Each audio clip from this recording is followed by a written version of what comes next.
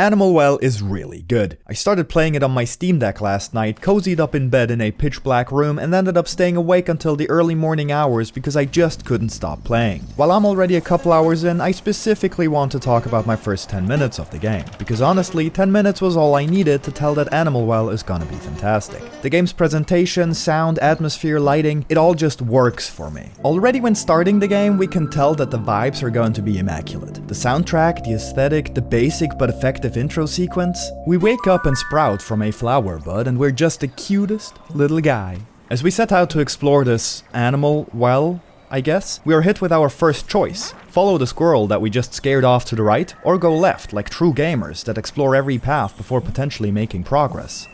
Of course we go left. When we eventually do continue on to the right, the game is ready to teach us some things about how Animal Well works. And while it might just be teaching us basic mechanics, the game is super good at telling us these things without the need of showing us any kind of tutorial pop-ups. In fact, the game doesn't explain anything via text. It starts with this little gap right here. Naturally, we jump over the water, as experienced gamers. We've come to expect that we die if we fall into water. I am curious though, so I jump in anyways, and we learn that there's no real consequences for missing a jump and getting ourselves wet.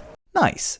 Thank God, because platforming is my biggest weakness. We bonk our head on a dangling lantern and move on. The game is pretty quiet at this point. There's no music playing and all we can hear is the sound of water splattering, birds calling in the distance, and the grass rustling beneath our feet. As we reach the first save point though, we are greeted by the game's amazing soundtrack. It is gentle, almost fleeting, fading out as we move on to solve our first puzzle. We learn how to turn a crank and push buttons and find ourselves stuck after jumping a gap. Except not really, because secret tunnel. As we continue exploring, we come across this guy who doesn't look too friendly, but hey, you never know. Alright, no, I don't trust you. Or maybe I should. Maybe you're a friend. Let's see. Hello, are you a friend?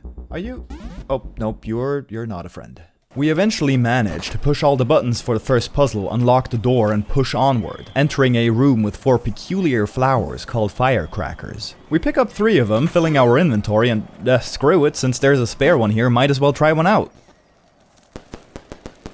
Nice. Now my first instinct would have been to use these very carefully, because you don't know how rare of a resource these firecrackers are going to be. But the game is quick to show us that they grow in abundance, taking away any hesitation we might have had to use them as we see fit. I love it. And with how these rooms are set up, we don't need the game to explicitly tell us that we should use our newly found item against our friend here. The way it's laid out, the game is communicating this to us well enough. With our newly equipped arsenal, we are now ready to take revenge on our other friend for killing us previously. That's what you get. I trusted you.